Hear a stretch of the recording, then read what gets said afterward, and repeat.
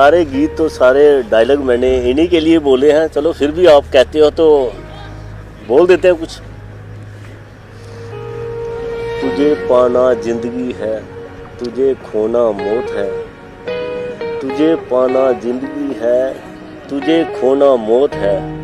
बस इसके सिवा और कुछ भी नहीं है मेरे अफसाने में। मांग लूँगा खुदा से या चुरा लूँगा उससे, तुझ जैसा दूसरा मोती नहीं उसके खजाने में। शुक्रिया शुक्रिया।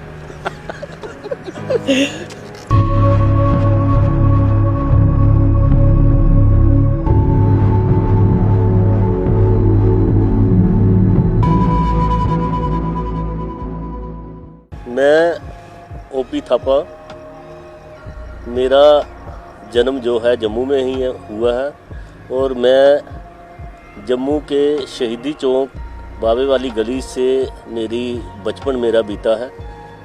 बचपन से लेकर मैंने 12th तक मैं यहाँ ही पढ़ा हूँ, यहाँ ही मेरी परवरिश हुई। उसके बाद हमारी फैमिली जो थी उन्होंने अपना ज़मीन लेके कृष्णा नगर में वहाँ हमने मकान बना लिया, तो वहाँ शिफ्ट हो गई हमारी फैमिली। तो फिर वहाँ मैंने कॉमर्स कॉलेज से मैंने ग्रेजुएशन की, बीकॉम किया। उसके बाद मैंने यूनिवर्सिटी ज्वाइन की, वहाँ से एमकॉम की। तो फिर कंपटीशन में लगा रहा, जॉब के लिए काफ़ी स्ट्रगल करना पड़ा मुझे। तो जब जॉब ना मिली तो फिर मुझे हायर स्टडी के लिए मुझे एमफिल में मैंने एंट्री की। एमफिल करते रिसर्च करते करते मुझे फिर जॉब मिल गई। तो फिर मैं जॉब वाली लाइन में आ गया। तो ये मेरी इंट्रोडक्शन है। ऐसे मेरी परवरिश बचपन से लेकर यहाँ मास्टर डिग्री तक मैं आया और उसके बाद मुझे जॉब मिली। मेरा नाम रितु थापा है और मैं एक हाउस मेकर हूँ। तो मेरा जन्म जो है वो गांव में हुआ है, तो लेकिन परवरिश जो मेरी है वो सिटी में ही हुई है, क्योंकि एजुकेशन के लिए मतलब मेरे पेरेंट्स ने मुझे यहाँ ननिहाल में ही छोड़ दिया, मतलब फिर एजुकेशन के लिए। तो वहीं पे मैंने 10th तक मतलब पढ़ाई की अपनी। उसके बाद मैंने +2 रामगढ़ हाई सेकेंडरी स्कूल से की है। फिर मैंने ग्रेजुएशन जो है वो वुमेन कॉलेज परेड से की हुई है। ग्रेजुएशन के दौरान ही मतलब मेरी एंगेजमेंट हो गई और मैरिज हो गई। फिर बचपन मेरा बड़ा मतलब लापरवाह रहा। मुझे पता है कि मैं बचपन में बिल्कुल रिस्पॉन्सिबल नहीं था, अपनी पढ़ाई को लेकर भी बिल्कुल रिस्पॉन्सिबल नहीं था। तो ऐसे ही शरारतों में बचपन बीता मेरा। हमारे मोहल्ले में भी ऐसा ही थोड़ा सा सिस्टम भी ऐसा ही था, तो ज़्यादा शरारतों की तरफ मेरा ध्यान रहता था। पूरा दिन घूमते रहना, शरारतें करना, खेलना, कंचे वगैरह खेलना, और बड़ी गेम्स तो होती थी वो खेलते रहना। तो पढ़ाई में काफ़ी मतलब इतना नहीं था मुझे, लेकिन ये एक दिमाग में था कि पढ़ना भी ज़रूरी है। पढ़ाई को छोड़ा नहीं मैंने। तो एक स्टेज ऐसी आई कि मोहल्ले में 2-3 ही लड़के थे जो हम पढ़ाई करके और हमारी जॉब मिली, वरना मोस्टली लोग नहीं पढ़ सके, अपना काम ही करते रहे। तो हमने शरारतें भी की लेकिन पढ़ाई को नहीं छोड़ा और अपना टारगेट जो है वो ज़रूर अचीव किया मैंने।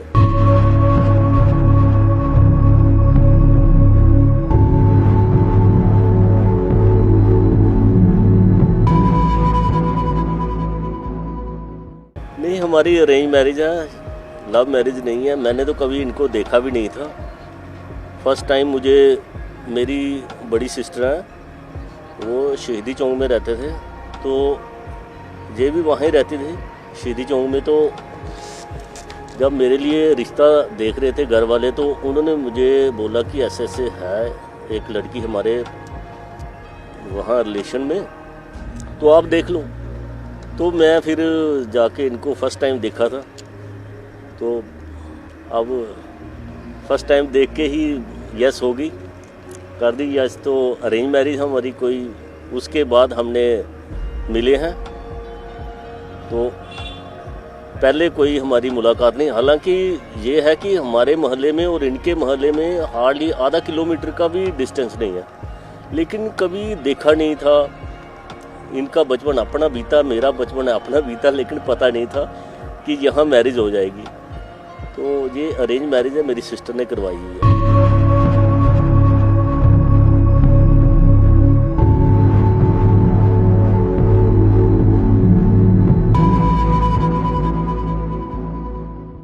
मतलब हमारा और इनका मोहल्ला कोई आधा किलोमीटर का भी मतलब कम ही फासला होगा, आधा किलोमीटर से भी। तो जब हम मिले थे तो हम तो ऐसे ही मतलब जब हम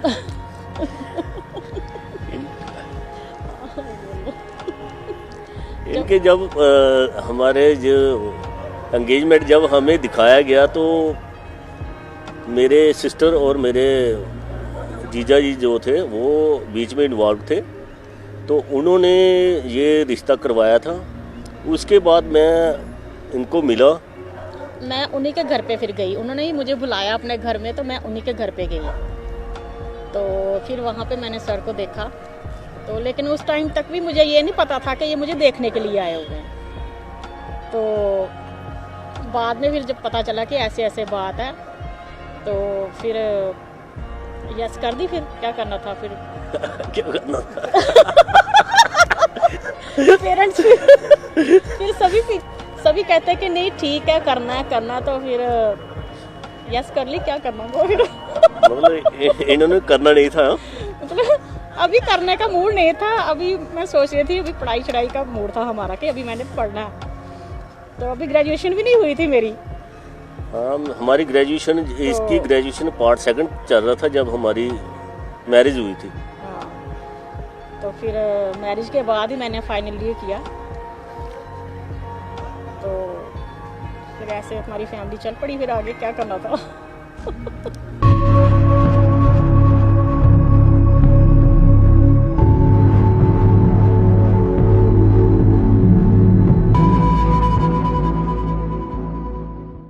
एक्चुअली ये बात मतलब कोई हमारा आइडिया शाइडिया तो है नहीं था, क्योंकि ये जो लास्ट ईयर में जो मार्च में जो लॉकडाउन हुआ पूरे इंडिया में कोरोना की वजह से, तो उस दौरान जो था हमें बड़ी परेशानी हुई कि पूरा देश जो था एकदम सहम गया, परेशानी में डूब गया। लोग घरों से बाहर ना निकले, ना ही कोई बाहर आने दे रहा था। तो बीइंग गवर्नमेंट एम्प्लॉई मुझे ऑफिस में ज़रूर जाना पड़ता था, क्योंकि ऑफिस हमारी, मैं आपको पहले शायद नहीं बताया कि मैं अकाउंट्स ऑफिसर हूँ। मैं ट्रेजरी ऑफिसर RS-पुरा में पोस्टेड हूँ। तो वहाँ हमें पेमेंट तो करनी थी, मार्च का मंथ था, क्लोजिंग रहती है और काफ़ी पेमेंट्स करनी पड़ती है हमें। तो लॉकडाउन के दौरान भी हमें फिर जाना था ऑफिस में। काफ़ी दिक्कत आती थी, रास्ते में काफ़ी पुलिस वाले रोकते थे, हमें अपना कार्ड शो करके जाना पड़ता था। तो उस वक्त इतनी टेंशन थी कि मास्क लगा के पूरा दिन रखना, सोशल डिस्टेंसिंग करनी है, आज भी करते हैं, लेकिन उस वक्त ज़्यादा पीक पर थी। तो डर बहुत था। वहाँ से घर आना, घर आके कपड़े बाहर ही फेंकने, वहाँ नहा धो के अंदर आना, तो वो एक टेंसेबल लाइफ चल रही थी हमारी। तो हमारा बेटा भी बाहर है, वो MBBS कर रहा बाहर। उसकी टेंशन हमें लगने लगी कि वो बाहर है, उसका क्या होगा, क्योंकि पूरे वर्ल्ड में ये कोरोना की दहशत थी। तो हमें बड़ी उसकी भी टेंशन हो गई। तो एक टेंशन माहौल में ऑफिस से जाना, वहाँ टेंशन, घर आना टेंशन। तो मैडम भी टेंशन में थी। तो उस दौरान मैडम को मैंने देखा कि ये कुछ अपने आप को रिलैक्स करते हैं, कुछ मोबाइल पे देख के हंसते रहते थे। तो मैंने कहा कि क्या प्रॉब्लम है, इतनी टेंशन चल रही है, तो आप ये ऐसे क्यों हंसते रहते हो, है क्या ये? तो मैं सोचता था ऐसे ही, पता नहीं क्या ये ऐसे ही हो गया इसको। तो इन्होंने मुझे बोला, कहते देखो ये क्या, कितना मज़ा आ रहा है, वीडियो देखो कैसे कैसे लोगों ने बनाई हुई है वीडियो, तो कितना मज़ेदार है ये। मैंने भी एक दिन देख लिया, मैंने कहा चल बताओ मुझे क्या है। मैंने जब देखा तो बड़ी अच्छी लगा मुझे, छोटी छोटी क्लिप बनाई हुई थी लोगों ने, और बड़ा, उस वक्त मुझे पता नहीं था ये है क्या। तो मैडम ने उस वक्त मुझे कहा कि हम भी ट्राई करते हैं, देखो कैसे लोग बना रहे हैं, तो हम भी ट्राई करते हैं। बस वहाँ से थोड़ा सा मुझे मोटिवेशन मिला। मैंने कहा एक्टिंग तो करनी चाहिए, जैसे ये कर रहे हैं हम कर सकते हैं कि नहीं। फिर किसी ने मुझे, एक लड़के ने मुझे बताया, कहते हैं इसके इस तरह से यूज़ करके इसकी साउंड जो है यूज़ करते हैं और ये वीडियो बनती है।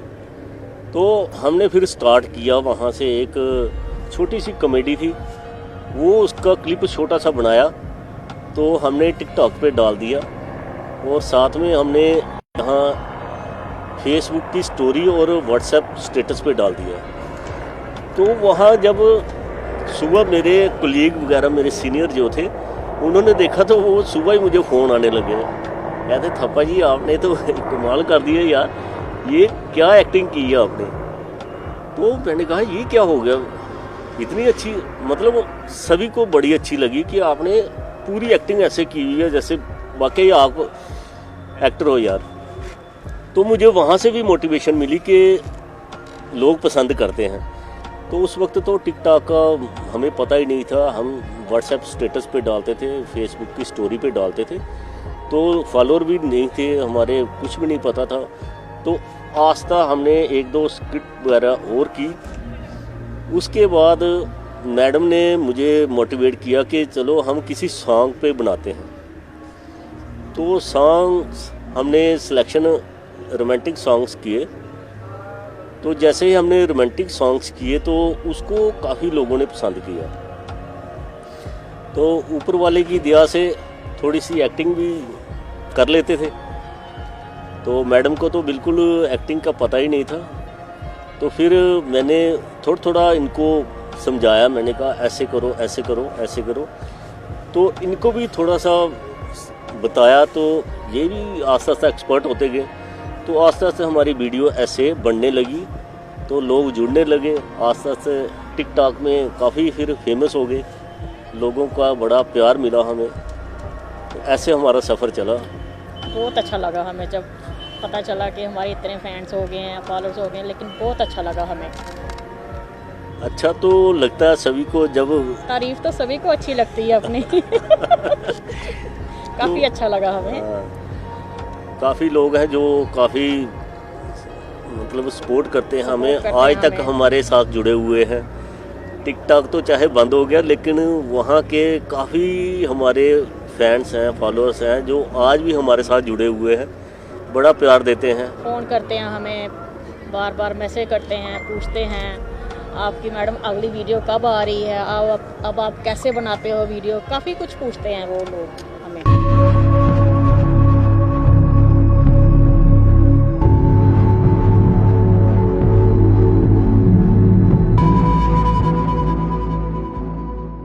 हमारी वीडियो, हमारे मतलब वहाँ रेंट पे रहता है लड़का, तो वही हमारी वीडियो शूट हमारी फैमिली है, मतलब एक रेंट पे हमारी फैमिली रहती है। तो वो उनके साथ बड़ा अच्छा हमारा रिलेशन है, बन गया हुआ है। बच्चों की तरह, छोटे छोटे बच्चे थे, वो 10th में पढ़ता है लड़का, अब 11th में लगा है, जो हमारी वीडियो शूट करता है। वो बिल्कुल बच्चा है अभी, तो बड़ा प्यारा, उसको बड़ी नॉलेज है इसको कैमरा चलाने की। तो वही हमारे मोबाइल से हमारी शूट कर देता वीडियो। काफ़ी उसकी सपोर्ट मिली हमें। तो वही है हमारी जितनी सक्सेस है, तो उसमें मुझे लगता है 90% उसका पूरा श्रेय है हमें, कि उसके कैमरे का चलाने का ढंग जो है वो बहुत अच्छा था। वो एडिटिंग भी खुद करता था, सारा कुछ करते हैं, साउंड कैसे यूज़ करनी है वो सारा हमें समझाता था। तो उसका काफ़ी योगदान है हमारी पॉपुलैरिटी में।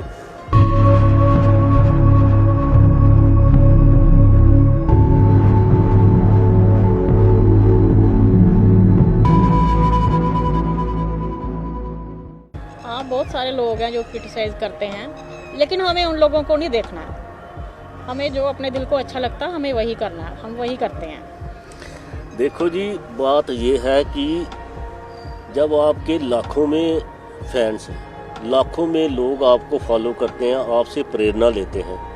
हमारे इतने फॉलोअर हैं जो यहाँ तक कुछ ऐसे लोग हैं जो कहते हैं सर दिल नहीं करता था शादी करने का, लेकिन आपकी लाइफ देख के अब मन करता है कि शादी कर ले। तो ऐसे ऐसे जब लोग मिले हमें, तो वो लाखों में लोग हैं जो ऐसा मतलब हमसे प्रेरणा लेते हैं कि आपकी तरह लाइफ होनी चाहिए। तो अगर उसमें एक बंदा कोई आके आपको बोल दे अपनी उम्र देखो, तो हमें उसको नहीं देखना। वो हमारी लाइफ का जज थोड़ा है कि वो हमें बोलेगा कि ये देखो तो हम बैठ जाएंगे ना। मैं तो सभी उन लोगों को भी कहूँगा जिनके अंदर थोड़ा सा भी टैलेंट है, वो अपना टैलेंट बाहर लाएं। कोई क्रिटिसाइज करता है उसको मत देखो। बड़े लोग हैं आपके अपने ही बहुत लोग होंगे जो आपको बहुत डिमोरलाइज करेंगे, उनकी बात नहीं सुननी है। आप मेजॉरिटी में देखिए, अगर आपकी लाइफ अच्छी लाइफ होने के कारण किसी एक बंदे की भी लाइफ अच्छी हो जाती है, तो आपको उसके लिए वो काम करना है। गलत काम अगर आपकी लाइफ के कारण किसी एक बंदे को भी उसकी लाइफ पे गलत असर पड़ता है, तो वो काम छोड़ दो आप। लेकिन अगर आपकी लाइफ को देख के किसी एक बंदे की भी लाइफ सुधर जाती है, तो फिर तो वो काम करना चाहिए ना आपको, उसके लिए करना चाहिए। उसके लिए भगवान ने हमें पैदा किया हुआ कि हम अगर किसी को खुशी दे सकें, तो ये तो हम अपने आप को बहुत लकी समझते हैं कि हम हमारी लाइफ को देख के लोग खुश होते हैं। इतने प्यार मिलता है, इतने अच्छे कमेंट्स देते हैं लोग कि आपकी लाइफ देख के दिल करता है कि हर कपल की ऐसी लाइफ होनी चाहिए। तो वो अच्छा लगता है। एक दो बंदे को अगर ऐसा कोई बोलता है तो इग्नोर करो, उसको नहीं देखना है। वो हमारी लाइफ का कोई डिसीजन मेकर नहीं है कि वो हमें बताएगा कि उम्र क्या है या आपका ये है वो नहीं देखना। हमें लाखों लोगों को देखना जो हमें पसंद करते हैं, हमारी लाइफ से प्रेरणा लेते हैं, उनको देखना। हमें उनको खुश करना है, अपनी लाइफ को खुश करना है। जो हम हैं खुश हैं, हम चाहते हैं कि सारी दुनिया ऐसे खुश रहे।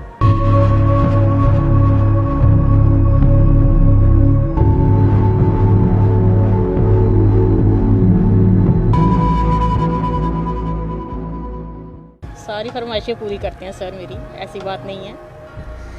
जो हमारा वीडियो में प्यार दिखता है वो हमारा रियल लाइफ में भी ऐसे ही प्यार है। ये बनावटी नहीं है भाई, आर्टिफिशियल नहीं है हमारी लाइफ। आर्टिफिशियल नहीं है हमारी लाइफ। हम ऐसे ही हैं, इसीलिए हम वही देखो, जो बंदे की सोच होती ना, इंसान वही काम करता है। हमारी सोच वैसी थी, इसलिए हमने फील्ड अगर ऐसा चुना। और हमारे देखो मैक्सिमम जो हमारी क्लिप्स होती हैं वो रोमांटिक होती हैं, प्यार पर होती हैं। मियाँ बीबी के जो प्यार होना चाहिए उसी पे हम रोमांटिक सॉन्ग पे ही हम करते हैं। अगर कहीं एक के दो हमने कोई सैड सॉन्ग्स बना दिए तो कितने लोगों ने हमें मतलब कहा कि ये आपको शोभा नहीं देगा, ये आप पर सूट करता ही नहीं है, ये मत बनाओ। तो इसलिए हम बनाते ही नहीं हैं। सैड सॉन्ग पे कोई वीडियो नहीं चलेगी, आप रोमांटिक वीडियोस बनाया करो, यही लोगों के कमेंट आते हैं फिर हमें।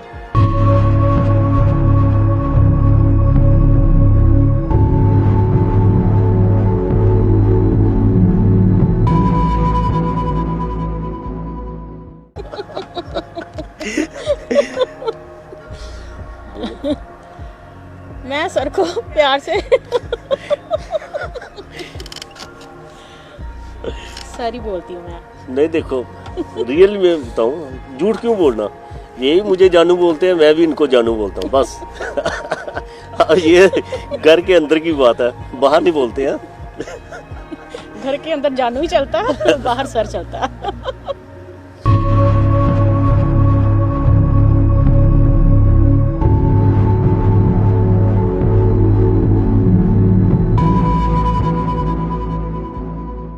जब मैं ऑफिस में जाता हूँ तो मेरी लाइफ जो होती है बिल्कुल ऑफिशियल होती है। वहाँ पर बिल्कुल टिक टाक को भूल जाता हूँ, फैमिली को भूल जाता हूँ। फिर वहाँ सिर्फ अकाउंट्स ऑफिसर, ट्रेजरी ऑफिसर हूँ मैं। वहाँ एज ऑफिसर मुझे काम करना है और वही मेरी पर्सनालिटी रहती है। और वही मेरा डेडिकेशन रहता है कि मैं काम के प्रति बस अपने आप को इन्वॉल्व रखता हूँ। जब घर आता हूँ तो घर बिल्कुल एक नॉर्मल पति की तरह रहता हूँ, जो एक पति होना चाहिए। बेटे के साथ जैसे बेटा डैडी होना चाहिए वैसे रहता हूँ। तो जब बाहर जाते हैं तो लोग जब प्यार देते हैं, टिकटॉक स्टार बोलते हैं, पहचानते हैं लोग, तो बात करते हैं, तब वो फील रहती है, स्टार वाली फील भी रहती है, अच्छा लगता है वो। लेकिन बैलेंस करते हैं, जहाँ जैसे ऑफिस में ऑफिसर की तरह अपनी कैपेसिटी में, घर में बिल्कुल परिवार में बिल्कुल नॉर्मल लाइफ, जैसे पत्नी को ट्रीट करना है, बेटे को ट्रीट करना है, वैसे ही करते हैं। तो बाहर मतलब बैलेंस रखते हैं।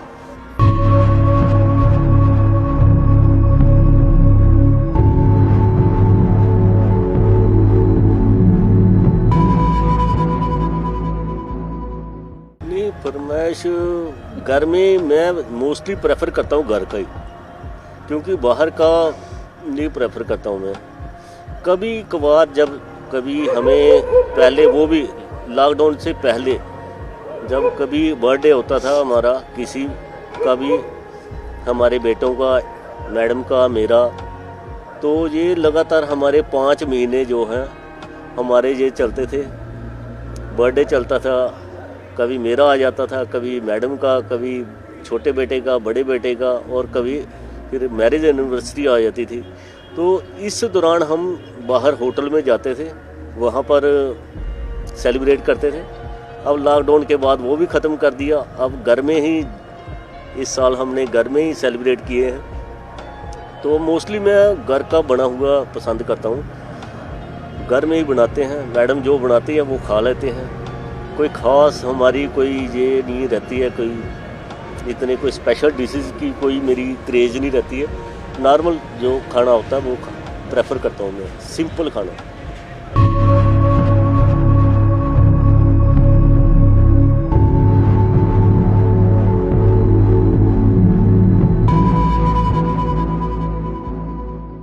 रिसेंटली हमारे यहाँ मैरिज थी, तो मेरी मासी सास के बेटे 2, उनकी दोनों की मैरिज थी। तो वहाँ पर हम वहाँ अटेंड की, हमने बड़ी खुशियों से की। लेकिन वहाँ सबसे ज़्यादा ये अच्छा लगा हमें कि वहाँ काफ़ी लोग थे जो हमें जानते थे। अब लॉकडाउन के दौरान तो किसी को मिल नहीं सके, वीडियो में ही देखते थे लोग। तो जब वहाँ उन्होंने देखा तो हमें बड़ा प्यार दिया, उन्होंने रिकॉग्नाइज़ किया हमें, कहते आप ओम थापा और रितु थापा हो। मैंने कहा हाँ जी बिल्कुल, आप वीडियो बनाते हो ना, हम आपकी डेली वीडियो देखते हैं। तो मैं पूछता था कैसी लगती हैं, बहुत अच्छी लगती है, हमारी पूरी फैमिली देखती है। वो एक बड़ी अच्छी फील आई हमें। ऐसे ही वो एक कृष्णा नगर में हम गए, तो कृष्णा नगर में भी मैं गाड़ी जैसे ही पार्क की तो मैं बाहर निकला तो बच्चे वहाँ साइकिल चला रहे थे। तो एक बेटा, छोटा सा बच्चा आया, अपनी साइकिल रोकी उसने, मेरे पास आया, कहता अंकल नमस्ते, आप ओम थापा हो? मैंने कहा हाँ मैं ओम थापा हूँ। आप वीडियो बनाते हो ना? मैंने कहा हाँ वीडियो बनाता हूँ। मैं देखता है तो? हाँ मैं देखता हूँ, सारे घर वाले देखते हैं, हमारे पूरा मोहल्ला देखता है। मैंने कहा अच्छा कैसी लगती है? बहुत अच्छी लगती है। तो वो मेरे आगे पीछे मतलब होने लगा। तो मुझे बड़ा अच्छा लगा कि एक लड़के ने कैसे मुझे मतलब निकलते ही मुझे पहचान लिया। तो वो इंट्रोड्यूस किया उसने अपने आप को। तो वो बड़ी अच्छी फील रहती है कि लोग पहचानते हैं हमें। जहाँ भी मैरिज में जाओ, जहाँ आगे कहीं बाज़ार में जाओ तो काफ़ी लोग हमें पहचान लेते हैं, तो वो अच्छा लगता है।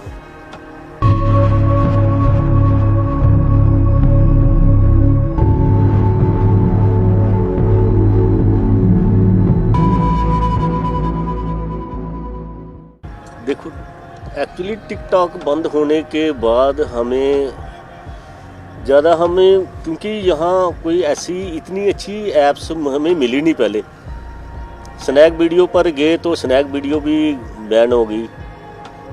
तो रिपोसो पर गए तो रिपोसो भी थोड़ी ऐसे ही हमें काफ़ी किया, लेकिन काफ़ी ऐप्स आती गई तो बड़ी जगह हमने अकाउंट बनाया। लेकिन ज़्यादातर हमें फेसबुक पे हमें बड़ा रिलाई किया, इंस्टाग्राम पे भी है, फेसबुक पे हमारी काफ़ी वीडियोस हैं जो वायरल हो गई हैं। वो भी हमें किसी के थ्रू पता चला कि हमारी वीडियो एक है वो तुझ संग प्रीत लगाई सजना, वो मिलियन में है, उसकी काफ़ी 2 जगह वो वायरल हो चुकी है।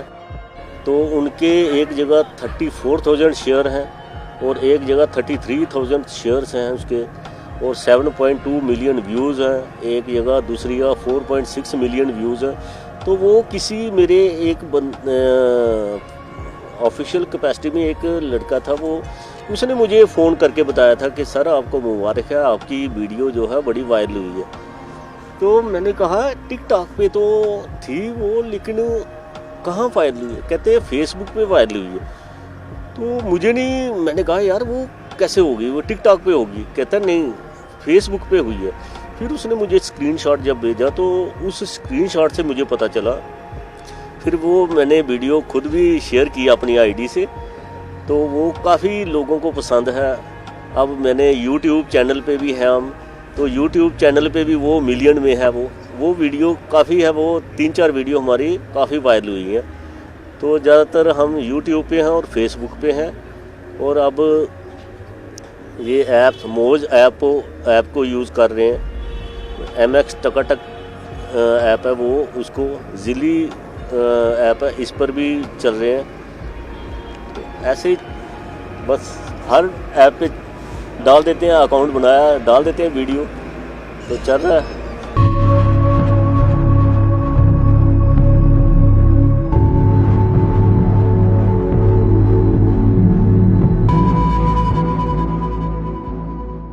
युवा लोगों को मैं कहता हूं कि अगर आप में जिस भी फील्ड पे आपको इंटरेस्ट है, आपको लगता है कि आप में ये कैपेसिटी है, चाहे एक्टिंग, चाहे स्पोर्ट्स में, चाहे किसी और फील्ड में, जिसमें भी आपको लगता है ना कि मैं इसमें जा सकता हूँ, तो उसको बिल्कुल आपको फॉलो करना चाहिए। उनको पेरेंट्स को भी मैं रिक्वेस्ट करूँगा कि जहाँ बच्चे का इंटरेस्ट है आप उसको जाने दीजिए, उस फील्ड में उसको सपोर्ट कीजिए।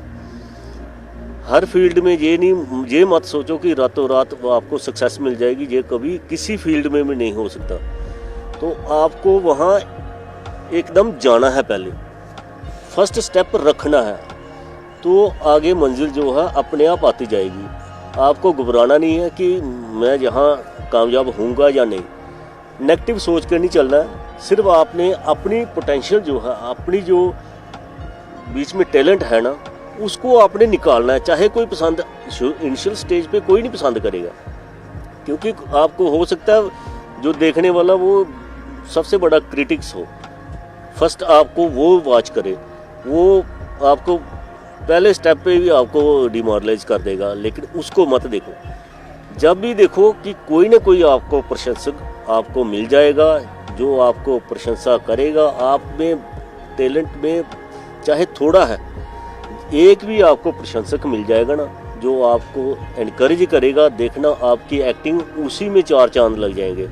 जो आपकी टैलेंट है ना, जब आपने स्टार्ट किया, यही सबसे बड़ा स्टेप होता है कि डिसीजन लेना कि मैंने इस फील्ड पे जाना है, मेरे में ये कैपेसिटी है। उसको स्टार्ट करो। स्टार्ट करना ही सबसे बड़ा मुश्किल काम है। जब आपने डिसीजन ले लिया कि मैंने स्टार्ट करना है, जब स्टार्ट करोगे तो आप देख लेना एक दिन कामयाबी आपके कदम चूमेगी, आपको सक्सेस ज़रूर मिलेगी। घबराना नहीं। 2-4 लोग अगर आपको क्रिटिसाइज भी करेंगे, उनको बिल्कुल इग्नोर करना है। आपने अपने काम पे फोकस करना है। आप में कैपेसिटी है, टैलेंट है, पोटेंशियल है, तो आप कभी भी पीछे नहीं रहोगे। मेरी आपको यही सजेशन है कि आप जिस फील्ड में भी जाना चाहते हैं, दिल खोल के जाइए और जी जान से एक्टिंग कीजिए। जी जान से स्पोर्ट्स में जाना चाहते हैं, स्पोर्ट्स करिए, लेकिन बिल्कुल किसी लोगों की टेंशन मत करिए। लोग बड़ी किस्म के लोग मिलेंगे, आपको वो नहीं देखना, क्वालिटी देखनी है। अच्छी सी क्वालिटी वाले लोग आपको मिलेंगे, जो आपको बड़ा इनकरेज करेंगे, आपको प्यार देंगे। उनको देखो और अपने आप को आगे ले जाओ। यही मेरी आपको भगवान से प्रार्थना है कि आपको कामयाबी मिले, लेकिन पहला स्टेप आपको लेना पड़ेगा। जो भी फील्ड चुनो, वहाँ घुस जाओ। मैं यही मैसेज देना चाहती हूँ कि आप जो हमारी वीडियोस वगैरह देखते हो उसे शेयर करते रहो और आपका हमें ऐसे ही प्यार मिलता रहे, हमें सपोर्ट करते रहो। आपको यही बोलना चाहते हैं।